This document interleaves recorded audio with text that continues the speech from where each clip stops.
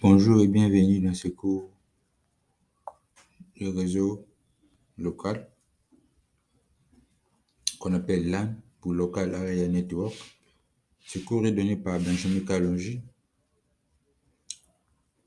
Dans ce cours, nous allons faire une introduction aux réseaux locaux et nous allons voir la partie matérielle et logicielle d'un réseau local. Enfin, nous verrons l'architecture d'un réseau local.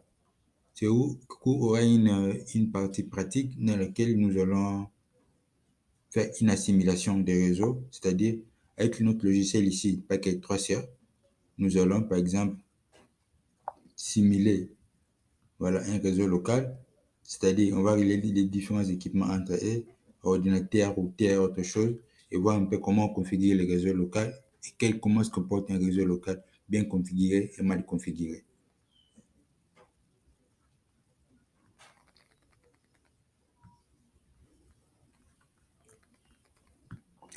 Pour commencer, ce qu'on appelle un réseau local, c'est un système de communication et de transmission de l'information permettant d'interconnecter des ordinateurs ou autres équipements bureautiques qui peuvent faire appel à différentes technologies.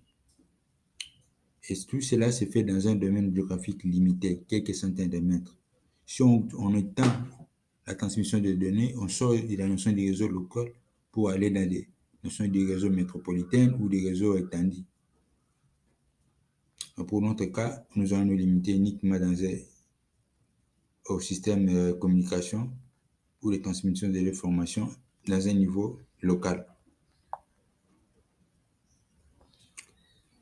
Un réseau local est un système qui permet de partager des informations, textes, images, sons, données codées, des ressources matérielles, systèmes d'impression, stockage de données, des ressources logicielles, applications bureautiques, comptabilité, jeux, partage des fichiers et autres.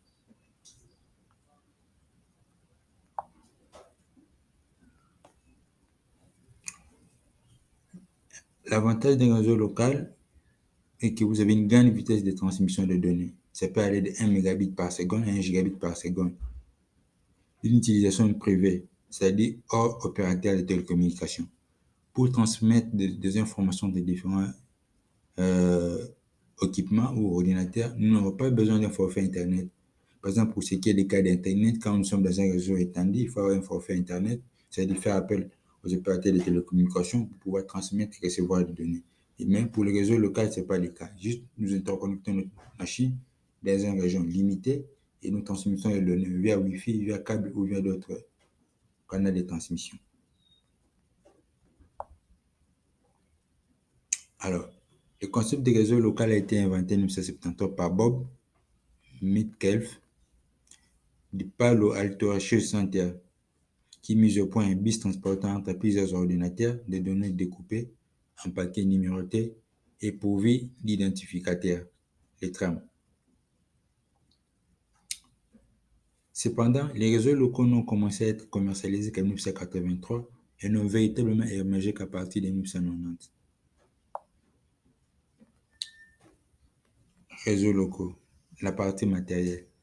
La partie matérielle d'un réseau local est constituée de ce qu'on appelle normes, cartes, câbles, concentrateurs, commutateurs, ponts,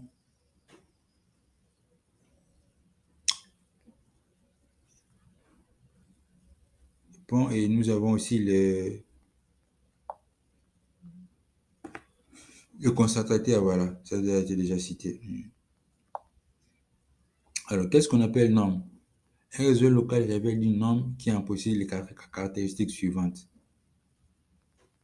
Méthode d'accès au canal de transmission, la topologie logique de circulation des trams, débit maximum, codage des signaux, mode de transmission, structure des trams, support de transmission, topologie physique des câblages, connectique associée.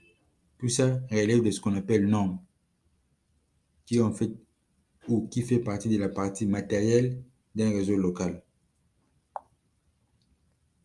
Les deux principales normes des réseaux locaux sont Ethernet et Token Ring. Depuis l'apparition de sa variante économique dite base T, Ethernet domine largement les marchés. Il y a aussi d'autres normes, comme Apple Talk pour les petits réseaux de Macintosh ou ArcNet, réseau utilisé principalement aux États-Unis. Alors, nous venons de voir les normes. Maintenant, nous parlons de méthodes d'accès au canal de transmission. C'est aussi une partie matérielle d'un réseau local. La méthode d'accès utilisée sur Internet est le ce que nous voyons là, c'est CSMA bar CD. Ça veut dire carrière, sense, multiple, access, 8, collision, détection. Alors, pour cette méthode d'accès au canal de transmission, comment ça se passe? La phase 1, l'ordinateur qui veut transmettre les données dans un réseau local écoute. Qu'est-ce qu'il écoute? Il écoute la station qu'il désire. Écoute plutôt si un signal électrique est émis par une autre station, par un autre ordinateur. Cette fonction est assurée par une mesure physique des signaux électriques sur les bus. C'est-à-dire, avant qu'il puisse transmettre ces données, il écoute, il vérifie d'abord s'il y a des données qui sont transmises par un autre ordinateur. Pour éviter la collision, l'ordinateur ici va pouvoir attendre que la transmission de celle-ci finisse pour qu'elle commence la transmission. Alors, la deuxième phase dans notre plan de canal de transmission, nous allons voir, c'est la phase de l'émission. Une fois que l'ordinateur qui veut transmettre les données écoute dans les bus suit aucun autre ordinateur transmet les données, alors lui, il peut passer en mode émission. C'est ce qu'on dit là. Si les réseaux semblent non occupés, la station émet sa trame qui est diffusée sur l'ensemble du réseau. En fonctionnement normal, aucune collision ne se produit. C'est-à-dire, il vérifie que rien n'est envoyé par des autres ordinateurs. Alors, l'ordinateur qui va transmettre ces données dans ces canaux de transmission.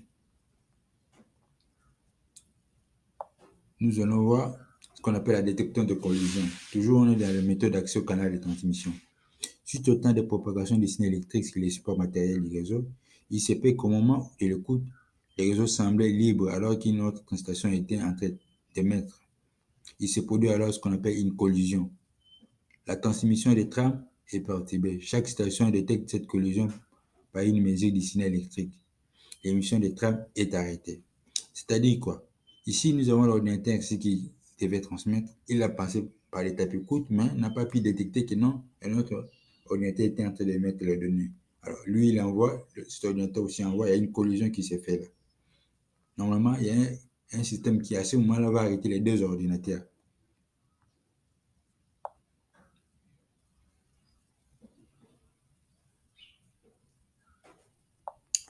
Toujours dans la méthode d'accès au canal de transmission, nous avons ce qu'on appelle la retransmission. Une procédure de retransmission est alors entamée par chacune des stations impliquées dans la collision, après un délai différent pour chacune d'elles. Voilà. Celui-ci détecte l'autre et ils vont se router pour éviter la collision de nouveau. Donc, ils vont chercher chacun à retransmettre les données tout en vérifiant que le canal de transmission est libre. Ici, nous pouvons voir les causes de la collision. La collision résulte de la rencontre sur les bus serrés des signaux électriques émis par des stations. Même si la phase d'écoute devait normalement permettre d'éviter ces phénomènes, il n'est pas anormal d'observer des collisions si l'on prend en compte les temps de transfert des signaux électriques. Si à un instant T, des stations après la phase d'écoute émettent en même temps une trame, les deux signaux électriques se propagent sur les bus entre 0,6 et 0,8 km, c'est la célérité, soit 18 km à 24 km par seconde. De plus, il faut tenir compte du temps de traversée de certains équipements, voilà, utilisés sur les réseaux comme les hubs, les concentrateurs et bien d'autres. Un taux de collision faible est acceptable, cependant, il ne faut pas que ce taux s'élève par la suite. Voilà, ça on voit un peu les causes de collision et comment cela se passe. Maintenant, nous passons dans la topologie logique de circulation des trames. Bien que la topologie apparente physique d'Ethernet en 10 bases T soit en étoile, la topologie de circulation des trames logiques reste conforme à la norme Ethernet, c'est-à-dire une circulation de données en série. Ici, nous avons un appareil qu'on appelle concentrateur. Nous le verrons quand nous ferons des simulations avec notre logiciel de simulation Cisco Packet 3 Là, nous avons le poste 1 Là, nous avons le poste D. Là où nous avons le poste 3. Ces postes sont, vous devez le considérer comme des ordinateurs. Et ça, c'est l'équipement qui nous permet, s'il vous plaît, qui joue le rôle des canaux de transmission entre les différents équipements. Topologie, logique de circulation des trames. Nous avons aussi ce qu'on appelle, je vais inscrire là, les alpha duplex. L'Ethernet classique fonctionne en alpha duplex, c'est-à-dire qu'un élément du réseau ne peut pas être en même temps émetteur de données et récepteur de données. Le full duplex propose un transfert bidirectionnel de données, c'est-à-dire un équipement peut être en même temps émetteur et récepteur. Le débit maximum, toujours on est dans les caractéristiques matérielles d'un réseau local. La bande passante théorique d'un réseau Ethernet en 10 bases T est en principe de 10 mégabits par seconde. En réalité, en tenant compte des temps d'écoute et des intervalles morts entre deux émissions, la bande passante réelle est d'environ 5 à 6 mégabits par seconde. Lorsqu'on travaille en mode full duplex, c'est-à-dire transmission dans les deux sens, comme on utilise deux paires de 5 à 10 mégabits par seconde et qu'il n'y a pas de temps d'écoute, la bande passante est proche de 20 mégabits par seconde. Codage de signaux. Code Manchester. Pour faire transiter les données sous forme de signaux électriques dans un réseau local, la norme Ethernet utilise le code Manchester. Le code Manchester consiste à représenter des informations logiques par des transitions de niveau. Un 1 logique sera codé par un front montant au milieu de la période d'horloge. Un 0 logique sera codé par un front descendant au milieu de la période d'horloge. Voilà. Ce que nous voyons là, ce sont ce qu'on appelle les données binaires. Horloge d'émission, données codées avec le codage Manchester. Cette interprétation, nous allons le voir un peu plus tard. Signal envoyé sur les câbles. Les données, une fois codées suivant les règles du code Manchester, sont représentées par un signal d'amplitude minimale de 0,5 volts. On rajoute à ce signal une composante continue de moins 1 volt, utilisée par la détection de collision. Bon, ça, c'est côté vraiment les signaux un peu électriques envoyés dans la transmission des données dans un réseau local. Nous n'allons pas beaucoup nous attarder là-dessus.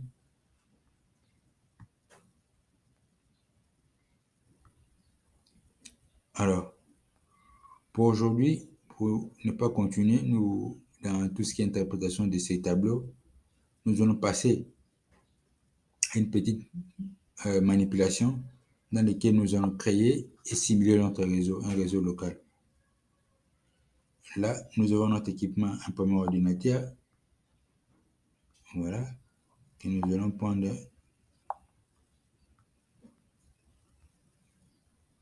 Comment fonctionne le logiciel? Il suffit d'appuyer et de glisser. Hein. Voilà, ça c'est mon premier ordinateur. Ça c'est le deuxième ordinateur. Ça c'est le troisième ordinateur. Et là, nous allons prendre le quatrième ordinateur. Voilà. Maintenant, comment ces ordinateurs seront reliés? Et on a des équipements de connexion, on a vu les concentrateurs, on a vu les règles, on a vu les switches, on a vu les routeurs. Alors,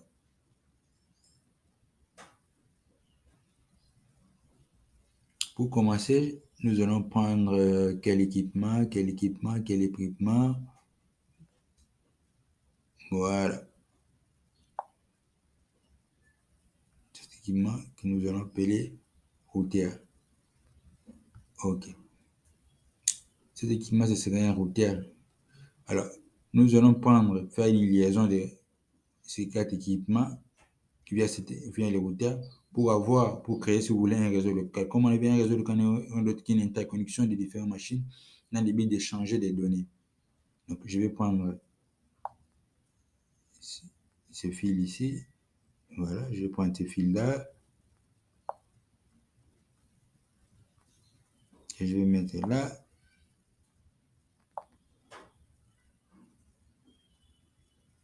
Je vais mettre Ethernet. Voilà. Ethernet aussi. Voilà. Je viens de relier cet équipement, mon premier ordinateur, à ce routeur.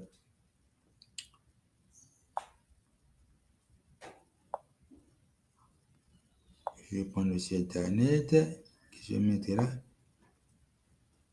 Ethernet aussi. Voilà. Je vais prendre encore ça. Je vais relier. Là, je choisis le port avec lequel je vais relier. Parce qu'après, nous allons faire des configurations de notre réseau. Voilà. Je vais mettre une console.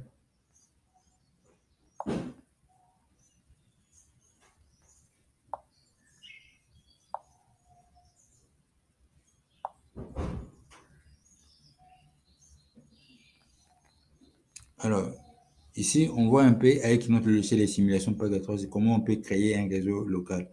Mais attention, ça, ce n'est qu'une partie liaison matérielle. Mais il y a une autre partie très importante qui s'appelle la configuration. C'est cette partie que nous devons respecter pour pouvoir configurer notre réseau local selon les normes et permettre la transmission de données. Un réseau local qui est relié comme ça ne peut pas forcément fonctionner ou il ne peut pas forcément avoir transmission des données entre les différents équipements. Pour qu'il y ait transmission des données, il faut respecter la manière dont ces équipements sont connectés au routeur ou aux suites. Deuxièmement, il faut configurer ça, ce qu'on appelle la configuration logicielle. Dans la configuration, nous devons choisir les types de passerelles, mettre l'adresse IP, donc bien d'autres configurations que nous allons faire. Et là, au niveau du port même, on va dire, voilà, entre mon ordinateur et le routeur, quel port sera utilisé. Et tout ça, nous le ferons prochainement. En tout cas, merci pour aujourd'hui. Ce n'était qu'une introduction. Et dans les autres séances, nous allons entrer dans la profondeur. Merci.